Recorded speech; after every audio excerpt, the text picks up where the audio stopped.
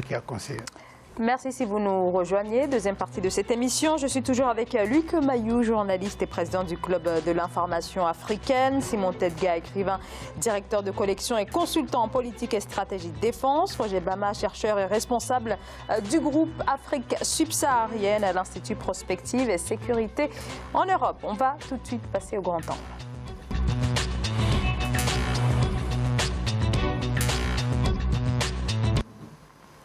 En Afrique du Sud, lors d'un témoignage accablant ce lundi devant une commission d'enquête, Jacob Zuma a été cité dans un nouveau scandale de corruption. L'ex-président sud-africain contraint en 2018 de démissionner de son poste car emporté par les scandales de corruption et cette fois accusé d'avoir reçu des pots de vin de la part d'une entreprise de sécurité, un versement mensuel durant plusieurs années, une somme d'argent qui aurait permis à la sulfureuse entreprise Bosasa de se protéger de poursuites judiciaires. Amina Tabari.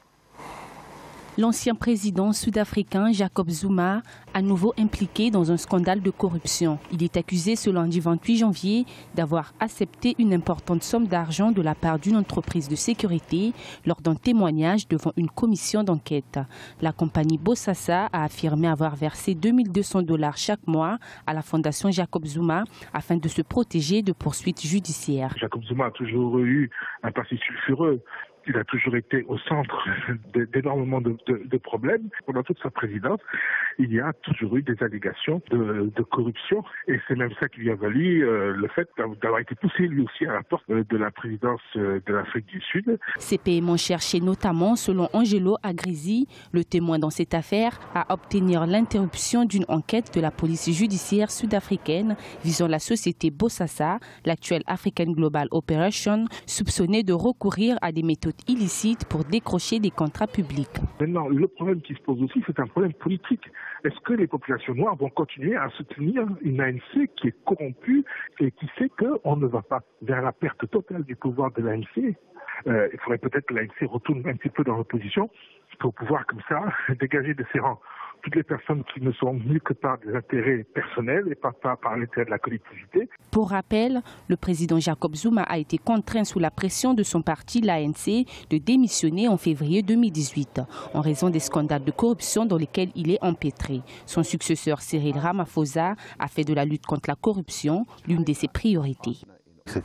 Alors on assiste à un grand déballage d'Angelo Agrisi depuis maintenant une dizaine de jours en Afrique du Sud et des séances sont même retransmises à la télévision. Donc séance devant cette commission Zongo. Alors on a l'impression que plus rien semble arrêter l'ancien numéro 2 de Bosasa, Roger Bama.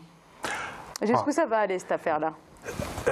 Jusqu'à établir les responsabilités et puis à sanctionner les coupables. Donc, on espère devant une justice indépendante en Afrique du Sud qui fait son travail. Donc le processus va s'arrêter jusqu'au verdict. Hein. Voilà. Alors, maintenant, Jacob Zuma qui est cité dans cette affaire.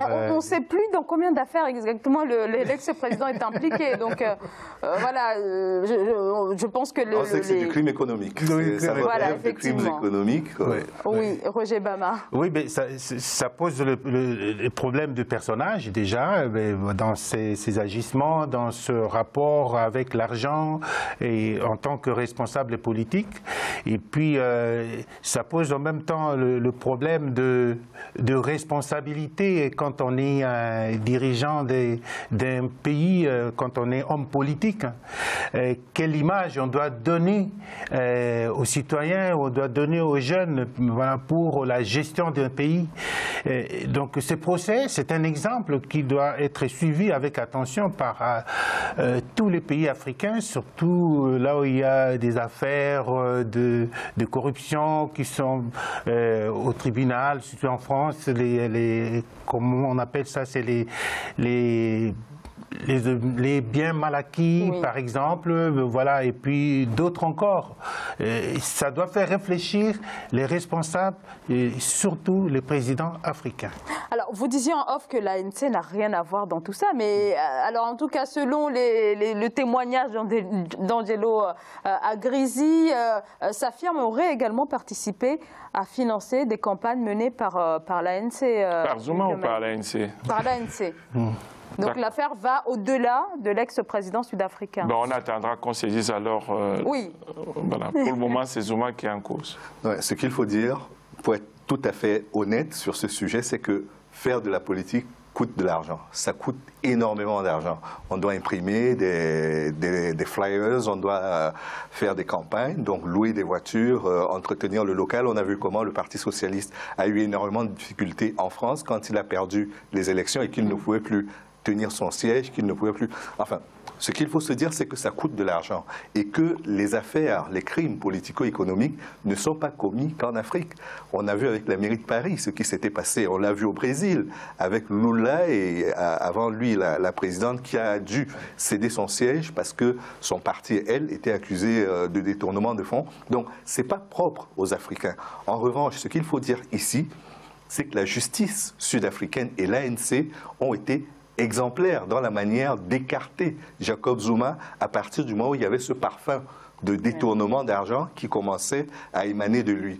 Il était question pour l'ANC de montrer qu'après s'être battu pendant de nombreuses années pour le respect de l'état de droit, il ne peut pas se laisser emporter par une vague comme celle-là. Et donc Jacob Zuma représentait un cancer pour l'ANC, au-delà du fait qu'il était un cancer pour la démocratie sud-africaine. Et donc c'est pour ça qu'il a été poussé vers la sortie et qu'il a été remplacé par Ramaphosa. Il ne faut pas oublier que l'élection du président en Afrique du Sud, ce n'est pas un suffrage universel direct, c'est indirect. Donc l'ANC a la responsabilité non seulement de choisir celui qui va le représenter, mais de le choisir à travers ses représentants, les représentants du peuple.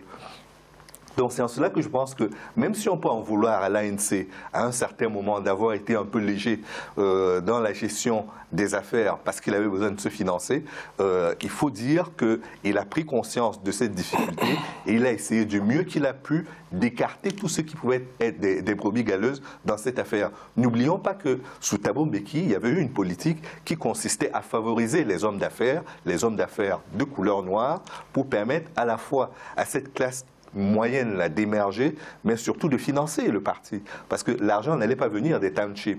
Et donc, si l'argent ne vient pas des townships, il faut qu'il vienne bien de quelque part. Et donc, ça vient à la fois des gens qui sont dans les conseils d'administration de grandes entreprises et qui peuvent reverser une cotisation au parti, ou alors ça vient de généreux donateurs. Mais dans ce cas-là, il faut qu'il y ait transparence dans les dons qui sont effectués. Et je crois que de ce point de vue, même si l'affaire Zuma est une tâche pour l'ANC, l'ANC a suffisamment su prendre le taureau par les cornes pour ne pas être accusée de l'extérieur, mais qu'on constate qu'elle a fait le nécessaire pour que ces brebis galeuses-là sortent de son champ, de son enclos. En tous les cas, cette affaire intervient quelques mois, 4 mois avant les élections générales. En tout cas, la fiche montre l'exemple. On est en présence d'un pays démocratique, tout simplement, qui a une justice indépendante. Je crois qu'il n'y a pas beaucoup d'ex-présidents africains qui ont été poursuivis. Encore qu'il n'y en a pas beaucoup, parce qu'ils restent au pouvoir le plus longtemps possible. Mais bon, c'est quelques-uns qui ont été poursuivis après l'exercice de leur mandat. Il n'y en a pas beaucoup. Moi, je pense que cette affaire, puisque vous avez posé la question tout à l'heure, ça ira jusqu'où? Ça ira jusqu'à la justice. Je pense qu'on saura tout. Il y aura des avocats, tout se passera comme dans n'importe quel pays moderne. Et j'aimerais bien, parce qu'on a parlé de l'affaire des biens mal acquis, j'aimerais que, y compris dans le versant français, on trouve les moyens de rendre compte, parce que la France aussi est impliquée dans ces affaires de pots de vin versés à Jacob Zuma. Oui. Il y a eu certaines transactions qui avaient été effectuées. Ce n'est pas qu'au niveau de l'Afrique du Sud, les contrats concerne également la France et j'espère que autant elle a mis de l'énergie à s'impliquer dans l'affaire des biens mal acquis, autant elle devrait en mettre pour faire la lumière sur la manière dont elle a permis la corruption d'un haut dirigeant, puisque l'Afrique du Sud fait partie des BRICS, dont elle a servi à corrompre le dirigeant de ce grand pays qu'est l'Afrique du Sud. Ouais. Roger Bama. Mais juste pour ajouter que cette affaire apparemment, ça ne s'arrête pas seulement au plan intérieur, et ça a des ramifications au plan extérieur. Il y aurait eu des interventions des hommes politiques français, par exemple, sur la réalisation des contrats du gouvernement sud-africain avec la société Thales. Et donc, c'est la question, est-ce que la justice va aussi interpeller, c'est-à-dire vouloir entendre, la justice sud-africaine, entendre les responsables français qui seraient impliqués dans cette affaire. Donc c'est la question que je pose. Luc Mayou. Ben, j'espère que oui. J'espère qu'elle le fera parce que depuis le temps que dure l'affaire des biens mal acquis, avec toutes les humiliations que ça comporte, avec toutes les injustices, de mon point de vue, que cela a généré. Parce que quand on confisque les biens qu'on a considérés mal acquis et qu'ils ne profitent pas au peuple qui ont été spoliés, pour moi, c'est une double injustice, c'est une double peine qui est appliquée à ces pays-là. Et je crois que si la France veut se redorer son blason sur le terrain à la fois de la justice politique et de la justice économique, voire commerciale, elle devrait aider la justice sud-africaine à faire la lumière sur la manière dont tous ces contrats frauduleux, mafieux, ont été conclus à la faveur de Jacob Zuma notamment. Alors, quelles conséquences pourraient avoir ces révélations sur l'ANC à quelques mois des élections générales? Alors, vous avez dit qu'il n'y aurait sans doute pas de conséquences, puisque l'ANC n'est pas directement impliquée. Néanmoins, on a quand même ces révélations qui pointent des ministres, des députés. Ils ont réagi à temps, ce qui les épargne de toutes les conséquences qui, en réalité, tomberont plutôt sur Zuma que sur une autre personne. Je pense qu'ils ont fait vraiment, ils ont déconnecté, excusez-moi le terme, assez rapidement pour que les choses aillent plutôt dans la poursuite d'un individu, futur président, qui a des choses à se reprocher. Ex-président.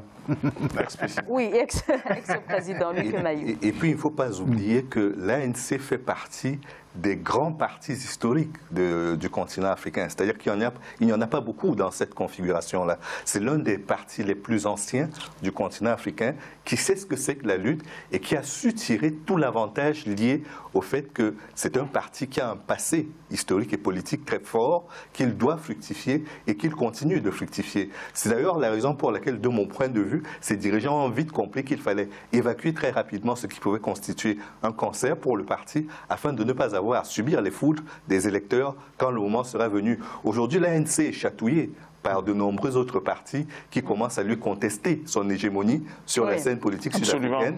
Notamment le parti du centre. Mais le gain politique qui a été celui de l'ANC reste tellement important que dans les 2 voire 3 prochaines élections, l'avantage restera à l'ANC parce que c'est un grand parti qui est bien impliqué, qui est bien implanté sur le territoire sud-africain et qui a une histoire à raconter aux Sud-Africains. C'est une histoire dans laquelle ils se reconnaissent par ailleurs. D'autant plus que les partis d'opposition vont essayer de tirer parti de ces événements malheureux. Et il y a le parti Alliance démocratique qui met la pression. Donc voilà, il va revenir en charge pour dire il y a peut-être d'autres affaires qu'il faut déterrer. Et donc l'ANC a bien fait d'écarter directement le Zuma. Mais je pense que ce ne sera pas la fin, parce que les partis d'opposition vont essayer toujours de réveiller d'autres affaires, d'autres connexions. Récemment, le président Cyril Ramaphosa a également eu une affaire de corruption avec une connexion directe justement avec cette entreprise Bosasa. Mais je pense que l'enjeu aujourd'hui pour l'ANC, c'est d'arriver à réussir au-delà de la libération et de l'égalitarisme qu'il a pu réinstaurer en Afrique du Sud, c'est de réparer les injustices économiques. Et c'est le terrain sur lequel un leader comme Julius Malema est allé. Et donc, s'il n'arrive pas à suivre Julius Malema sur ce terrain, par rapport à la réforme agraire, par rapport aux injustices sociales que subissent les banlieues, et pas que les banlieues noires, je pense que l'Afrique du Sud, l'ANC aura du mal en Afrique du Sud à se faire entendre. Parce que historiquement, ils ont eu un vrai marron, ils ont eu un vrai sujet fédérateur qui était la lutte contre l'apartheid. Aujourd'hui, il n'y a plus d'apartheid. Comment est-ce qu'on renouvelle le combat et qu'on renouvelle le discours sur le vivre ensemble si on ne va pas sur le terrain économique? Parce que c'est la vraie bataille. En France, on le voit avec les Gilets jaunes. Mais en Afrique du Sud, toute la bataille pour les justices économiques et agraires est encore à gagner. L'ANC doit aller sur ces terrains-là parce que ce n'est que là qu'elle pourra retrouver une légitimité politique, économique et sociale auprès de ses électeurs. C'est vrai que l'apartheid, c'était un gros morceau, mais ils doivent lutter contre la pauvreté parce que les Noirs sont encore majoritairement pauvres, très pauvres en Afrique du Sud. Et là, il y a quand même un sujet à traiter. Alors, et ils ne peuvent pas dire qu'ils n'ont rien à faire, à mon avis. Ah, bien sûr, j'abonde dans le même sens. Hein. Donc, c'est là le gros travail qui reste à faire par l'ANC. Parce que si l'ANC ne réussit pas justement à donner satisfaction aux espoirs qu'il avait nourris auprès des populations noires, aux populations pauvres, qui ne sont pas que des Africains aujourd'hui, donc ça posera de problèmes pour l'ANC au niveau politique. Voilà. Eh bien, merci beaucoup. On va marquer une très courte pause et on se retrouve dans quelques secondes. À tout de suite.